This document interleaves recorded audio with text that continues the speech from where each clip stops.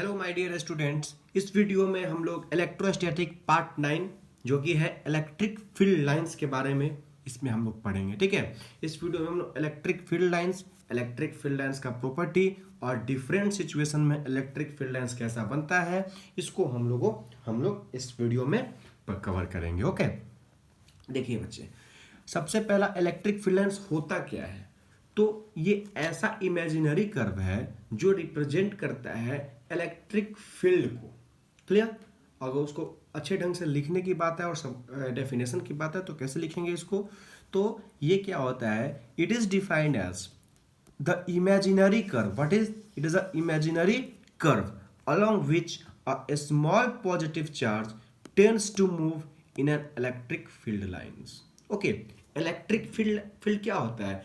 जो positive to negative flow करता है ना। इलेक्ट्रिक फील्ड हमारा positive charge to negative charge flow करता है, मीन्स पॉजिटिव टू निगेटिव। तो इसी चीज को अगर इलेक्ट्रिक फील्ड लाइंस कैसे उसको रिप्रेजेंट करेगा, तो जिस डायरेक्शन में एक small positive charge tends to move, यानी कि मूव करने का कोशिश करता है, उसी को हम लोग क्या कहते हैं? Electric field lines. ये कैसा कर्व होता है? तो ये एक्चुअल नहीं होता, हम लोग इमेजिन करके इसको ड्रॉ करते हैं। Okay, clear? चलिए, उसके बाद आखिर इसका कुछ प्रॉपर्टीज होते हैं। ठीक है, प्रॉपर्टीज हम लोग पहले पढ़ लेते हैं, उसके बाद जब ड्रॉ करेंगे इलेक्ट्रिक फील्ड लाइंस तो अच्छे तरीके से और क्लियर हो जाएगा। ठीक है, देखिए, पहला प्रॉपर्टीज क्या है?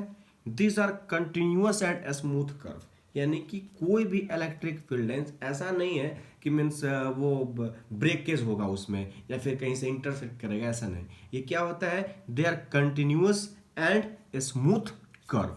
First word is clear. Second क्या है बच्चे?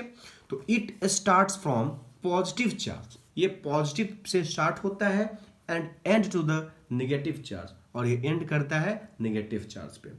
ठीक है, it cannot form close loop, ये कभी भी आपको क्लोज लूप फॉर्म नहीं करेगा। क्लियर? देखिए, सिंपल है कि पॉजिटिव टू निगेटिव जब ये फ्लो कर रहा है, मींस एक से स्टार्ट हो रहा है दूसरे में एंड कर रहा है, हमेशा पॉजिटिव टू निगेटिव ही फ्लो करेगा, तो क्लोज लूप बनने का तो कोई चांस ही नहीं है। कोई दिक्कत? चलिए, अब आगे हम बढ़ते हैं। उसके बाद जो हमारा है, इसी को और एक्सप्लेन करें तो क्या? It cannot form close loop. ठीक है, अब for single charge lines will start और एंड टू इन्फिनिटी। अगर मान लेते हैं कि एक पेयर चार्ज है, मींस पॉजिटिव चार्ज एक है और एक नेगेटिव चार्ज है, दोनों पेयर में है, तब तो पॉजिटिव से स्टार्ट करेगा और नेगेटिव पे जाकर के एंड कर जाएगा। लेकिन अगर सिंगल चार्ज है तो पॉजिटिव, अगर पॉजिटिव चार्ज होगा तो पॉजिटिव से स्टार्ट करेगा और नेगेटिव इन्फिनिटी, जहां भी नेगेटिव मिलेगा वहां तक वो फ्लो करेगा, वहां तक उसका मैग्नेटिक फील्ड लाइंस हम लोग ड्रॉ कर देंगे, मींस इन्फिनिटी तक जाएगा। ठीक है, स्टार्ट्स और एंड टू इन्फिनिटी। कोई दिक्कत? उसके बाद देखिए, थर्ड क्या है? The tangent to the field lines at any points give the direction of electric field lines at that point. Okay, means अगर इलेक्ट्रिक फील्ड लाइंस का टेंजेंट ड्रॉ करना है, मीन्स अगर डायरेक्शन पता करना है, तो जो भी उसका कर्व है उस कर्व पे अगर हम लोग टेंजेंट ड्रॉ कर देंगे तो वही बता देगा हमको क्या? तो उसका डायरेक्शन। ठीक है, सेकेंड थिंग क्या है बच्चे? तो no two lines of force can cross each other, यानी कि दो इलेक्ट्रिक फील्ड लाइंस कभी भी एक दूसरे को इंटरसेक्ट या फिर क्रॉस नहीं कर सकते। ठीक है, इसका रीजन क्या है? तो ध्यान से समझिए, रीजन क्या है? अगर मान लेते हैं कि एक चार्ज का इस तरीके से डायरेक्शन है, कर्व है इलेक्ट्रिक फील्ड लाइंस का। ठीक है, या फिर सिंपली समझिए ना, एक कर्व हमारा ऐसा है, एक स्ट्रेट कर्व है इस तरीके का, ये मान लेते हैं Q1 है। ठीक है, एक कर्व है हमारा ये Q2। अगर ये इंटरसेक्ट करता है तो अगर इस चार्ज की बात करें तो इस चार्ज का डायरेक्शन क्या होगा? इस पॉइंट पे टेंजेंट, इस डायरेक्शन में। और अगर इस चार्ज की बात करें तो इस चार्ज का डायरेक्शन क्या होगा? इस पॉइंट पे इस तरीके से टेंजेंट। क्लियर? यानी कि एक पॉइंट पे दो डायरेक्शन हो जाएगा, ये पॉसिबल नहीं है क्योंकि चार्ज हमेशा पॉजिटिव से निगेटिव फ्लो करता है, तो ये दो डायरेक्शन तो पॉसिबल ही नहीं है, इसीलिए it can not intersect each other. Means क्या? इसका रीजन यही मैं लिखा हुआ हूं, क्या है? If they intersect then there will be two tangents at that point of intersection, and hence two direction of electric field at the same point, which is highly impossible, which is not impossible. That's why. Okay, now our उसके बाद एक और property क्या है बाबू, देखिए, lines of force are always normal to the surface of a conductor on which charges are in equilibrium, in which charges are in equilibrium, okay, means अगर किसी भी कंडक्टर में किसी भी सरफेस पे इक्विलिब्रियम चार्ज है, तो जो उसका lines means electric field lines होगा वो हमेशा उसके नॉर्मल होगा, नॉर्मल मीन्स परपेंडिकुलर होगा, ठीक है, और विच चार्जेस आर इन इक्विलिब्रियम, ठीक है। क्यों ऐसा क्यों होगा, क्योंकि अगर देखिए साफ साफ लिखा हुआ है, if they are not normal to the conductor then component of the electric field parallel to the surface would cause the electrons to move and would set up a current on the surface but not current flows in a equilibrium condition. देखिए ध्यान दीजिए कि अगर मान लेते हैं कि suppose ये हमारा एक सरफेस है, ठीक है, और इस पे जो चार्ज है वो इक्विलिब्रियम स्टेट में, यानी कि अब ये फ्लो नहीं करेगा, ठीक है, अब ये फ्लो नहीं करेगा। तो अगर मान लेते हैं पॉजिटिव चार्ज है, plus plus plus Q one Q two इस तरीके से, तो अगर ये मीन्स इक्विलिब्रियम है, यानी कि अब चार्ज का फ्लो इसमें से नहीं हो रहा है, तो यदि ये नॉर्मल नहीं होगा, सपोज ये इस तरीके से हो जाएगा, नॉर्मल नहीं होगा, तो क्या होगा, ये इसके पैरेलल हो जाएगा, और जब पैरेलल होगा तो क्या होगा, ये इसके कारण इलेक्ट्रिक फील्ड से इन्फ्लुएंस हो जाएगा, आपस एक दूसरे में सब इन्फ्लुएंस हो जाएंगे और फिर इलेक्ट्रॉन का फ्लो होने लगेगा, जिसके कारण इलेक्ट्रिसिटी डेवलप हो जाएगा, मीन्स करंट, इलेक्ट्रिक करंट हो जाएगा। बट इक्विलिब्रियम के केस में कोई इलेक्ट्रिसिटी नहीं प्रोड्यूस होता है, इलेक्ट्रिसिटी डेवलप नहीं होता है, करंट फ्लो नहीं करता है, तो ये स्टेटमेंट गलत है। इसीलिए जब हमारा इक्विलिब्रियम का स्टेट हो तो उसमें जो भी इलेक्ट्रिक फील्ड होता है वो परपेंडिकुलर टू द सरफेस होता है। कोई दिक्कत, ये चीज लिखा हुआ है, okay. Next property is what, the relative closeness of the lines gives measurement of strength of electric field in any region, ठीक है, मीन्स अगर किसी भी रीजन में, सपोज एक हमारा ये है आपका एक पॉजिटिव चार्ज और एक है हमारा मान लेते हैं निगेटिव चार्ज, तो इस तरीके से हमारा इलेक्ट्रिक फील्ड लाइंस पास करेगा, ठीक है, थोड़ा सा गलत बन गया ये, देखिए इस तरीके से, ये मान लेते हैं प्लस क्यू है और ये माइनस क्यू है, मैं बनाया हुआ हूँ आगे, तो ये, तो अगर जो हमारा इलेक्ट्रिक फील्ड जो फ्लो करेगा वो इस तरीके से फ्लो करेगा, ठीक है, देखिए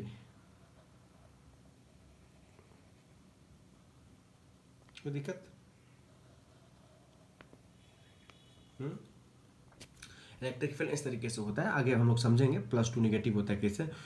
तो अगर जहां पर इलेक्ट्रिक फील्ड लाइंस क्लोज होता है वो क्या बताता है कि वहां पर इलेक्ट्रिक फील्ड का स्ट्रेंथ ज्यादा है, और जहां पर इलेक्ट्रिक फील्ड लाइंस दूर दूर पे होगा वो क्या बताएगा कि यहाँ पर इलेक्ट्रिक फील्ड का जो मतलब मैग्नीट्यूड है, स्ट्रेंथ है, वो कम है, ठीक है। तो यही चीज मैं यहाँ लिखा हुआ हूँ, क्या है, close together in strong electric field, यानी कि जब स्ट्रॉन्ग इलेक्ट्रिक फील्ड मिलेगा तो वो क्लोज दिखाई देगा, अगर दूर रहेगा यानी कि वीक इलेक्ट्रिक फील्ड होगा, और parallel and equal space in uniform electric field, यानी कि अगर हमारा यूनिफॉर्म इलेक्ट्रिक फील्ड होगा तो पैरेलल और इक्वल हो जाएगा वो, ठीक है, यही है आपका। Last but not least is one what, magnetic field lines do not passes through the conductor because electric field line inside a charge conductor is zero. जाहिर सी बात है, चार्ज कंडक्टर में इलेक्ट्रिक फील्ड लाइंस जीरो होता है, तो उसमें magnetic sorry यहाँ पे मैग्नेटिक में लिख दिया हूँ, क्या होगा, इलेक्ट्रिक फील्ड लाइंस यहाँ से पास ही नहीं करेगा, ओके, मीन्स कंडक्टर से कोई इलेक्ट्रिक फील्ड लाइंस पास नहीं करता है। कोई दिक्कत, यही प्रॉपर्टीज है आपको, और इसी के बेसिस से हम लोग ऑब्जर्व भी करेंगे कि इलेक्ट्रिक फील्ड लाइंस में प्रॉपर्टीज फॉलो हो रहे हैं कि नहीं, ठीक है। क्या है हमारा, electric field lines for different charged conductor, अलग अलग तरीके से चार्ज कंडक्टर में हम लोग देखते हैं, ठीक है। देखिए अगर मान लेते हैं कि एक पॉजिटिव पॉइंट चार्ज है तो क्या होगा, अगर एक पॉजिटिव पॉइंट चार्ज है तो इलेक्ट्रिक फील्ड लाइंस कैसे जनरेट होगा। देखिए पॉजिटिव बहुत ही पॉइंट चार्ज, छोटा सा चार्ज, तो इसमें इलेक्ट्रिक फील्ड लाइंस कैसे बनेगा बाबू? देखिए हम लोग ऑलरेडी पता है हम लोगों को कि कोई भी electric field lines positive to negative जाता है, और ये जो पॉजिटिव है अब इसके अगल बगल में नेगेटिव पता नहीं कहाँ है, तो हम लोग पढ़ा था ना कि पॉइंट चार्जेस के लिए इन्फिनिटी तक एंड या फिर स्टार्ट होता है। तो इस तरीके से पॉजिटिव टू नेगेटिव इधर से भी आउटवर्ड की तरफ जाएगा, जहाँ तक इसका रेंज होगा इस तरीके से जाएगा, outward outward outward outward outward outward, ठीक है।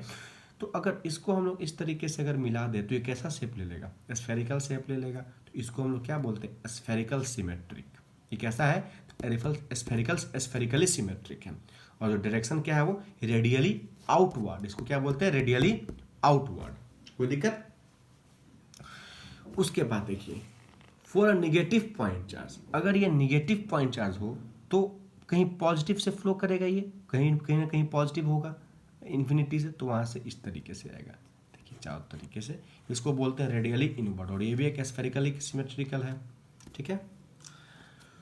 दूसरा है आपके पास, अगर दो ठो इक्वल एंड अपोजिट चार्ज हो, और दो इक्वल एंड अपोजिट चार्ज को हम लोग क्या कहते हैं? डायपोल कहते हैं। Two equal and opposite charge को हम लोग डायपोल कहते हैं। तो उस केस में क्या इलेक्ट्रिक फील्ड लाइंस कैसा बनता है, इसको हम लोग ऑब्जर्व करेंगे यहाँ, ठीक है। देखिए एक पॉजिटिव चार्ज है और एक निगेटिव चार्ज है। सपोज कि इसका जो क्या कहते हैं मैग्नीट्यूड है वो सेम है बट अपोजिट है, मीन्स एक पॉजिटिव है तो निगेटिव है।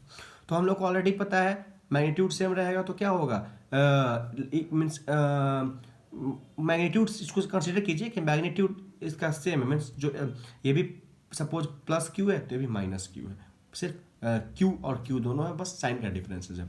तो इलेक्ट्रिक फील्ड लाइंस किधर मूव करता है? Positive terminal to negative terminal, sorry positive charge to negative charge. देखिए ठीक है, कोई दिक्कत? इस तरीके से इलेक्ट्रिक फील्ड लाइंस बनेगा। ये देखिए दूर दूर जाते जाते फिर ये बड़ा होने लगेगा क्योंकि जैसे जैसे दूर जाएंगे वैसे वैसे इलेक्ट्रिक फील्ड का स्ट्रेंथ घटेगा, तो जो हमारा इलेक्ट्रिक फील्ड लाइंस का जो मतलब क्लोजनेस है वो घटते जाएगा, में फार धीरे धीरे दूर होते जाएगा। इस तरीके से ये बनता है, ठीक है, कोई दिक्कत? देखिए ये प्लस चार्ज है तो एक इस तरीके से हमने बनाया, फिर इस तरीके से गया पॉजिटिव टू नेगेटिव, फिर ये सर्कल बड़ा होते जाएगा इस तरीके से, ये भी बड़ा होते जाएगा, पता नहीं बहुत दूर चला जाएगा ये, ठीक है। फिर इस तरीके से, फिर यहाँ से इस तरीके से आएगा, फिर ये इस तरीके से जाएगा, ये बड़ा होते जाएगा, फिर धीरे धीरे छोटा होते जाएगा, है कि नहीं? जैसे जैसे नज़दीक आएगा वैसे वैसे ये नज़दीक नज़दीक होते जाएगा। कोई दिक्कत? ये कैसा सिमेट्रिकल बनाता है बाबू? तो सिलेंड्रिकल सिमेट्रिकल बना रहा है। देखिए ये सिलेंड्रिकल, इधर से भी सिलेंड्रिकल बना रहा है और इधर से भी सिलेंड्रिकल सिमेट्रिक बनाएगा। कोई दिक्कत? उसके बाद क्या है? An equatorial point electric field and lines are parallel to the axis of dipole. देखिए इक्विटोरियल पॉइंट क्या होता है? इक्विटोरियल पॉइंट क्या होता है कि मीन्स जो सपोज कि जो इसके परपेंडिकुलर पे लिया होता है, ठीक है, मीन्स जो क्लोजनेस जो सबसे क्लोजली हो, इक्विटोरियल पॉइंट मतलब सपोज कि जो हर जिसका डिस्टेंस हर एक पॉइंट से इक्वल हो उसको इक्विटोरियल पॉइंट कहा जाता है, ठीक है। तो सपोज इस पॉइंट का हम लोग इलेक्ट्रिक फील्ड लाइंस मेजर कर रहे हैं, तो इसका जो एक्सिस ऑफ डायपोल क्या है हमारे पास? यहाँ से यहाँ है ना, यहाँ से यहाँ है। हाँ देखिए अगर इस पॉइंट को हम लोग लेते हैं just perpendicular to that surface, तो यहाँ से भी इसका डिस्टेंस, ठीक है, फिर यहाँ से इसका भी डिस्टेंस, यहाँ इस तरीके से हर पॉइंट से इसका डिस्टेंस क्या होगा? इक्वल होता है, ठीक है। तो इस चीज़ के लिए हम लोग क्या कहते हैं? इसको इक्विटोरियल प्लेन कहते हैं। तो अब इक्विटोरियल पॉइंट कहते हैं। तो इस केस में क्या होता है ना कि देखिए इलेक्ट्रिक फील्ड लाइंस जो होगा वो देखिए यहाँ भी पैरेलल हो जा रहा है, यहाँ से भी पैरेलल हो जाएगा, इसके यहाँ से भी पैरेलल हो जाएगा, मीन्स इक्विटोरियल पॉइंट पे electric field lines parallel to the axis of dipole होते हैं। कोई दिक्कत? चलिए उसका नोट करने वाली चीज़ें क्या है? Electric field strength is directly proportional to density of electric field lines. Okay, जो इलेक्ट्रिक फील्ड लाइंस अगर डेंस होगा तो इलेक्ट्रिक फील्ड स्ट्रेंथ बढ़ेगा, इलेक्ट्रिक फील्ड लाइंस अगर दूर दूर होगा, फारली अपार्ट होगा, देन इलेक्ट्रिक फील्ड का स्ट्रेंथ घटेगा। एक और चीज़ क्या है? E is inversely proportional to 1/r², means अगर टेस्ट चार्ज से डिस्टेंस बढ़ेगा तो इलेक्ट्रिक फील्ड का स्ट्रेंथ घट जाता है, और अगर टेस्ट चार्ज का डिस्टेंस कम होगा तो इलेक्ट्रिक फील्ड का स्ट्रेंथ ज़्यादा होगा। ये इनवर्स स्क्वायर लॉ को फॉलो करता है। ठीक है, कोई दिक्कत यहाँ तक? चलिए, ये हो गया हमारा इलेक्ट्रिक फील्ड लाइंस का पूरा कॉन्सेप्ट ओवर। ओके, नाउ अब हम लोग नेक्स्ट वीडियो में पढ़ेंगे इलेक्ट्रिक डायापोल के बारे में।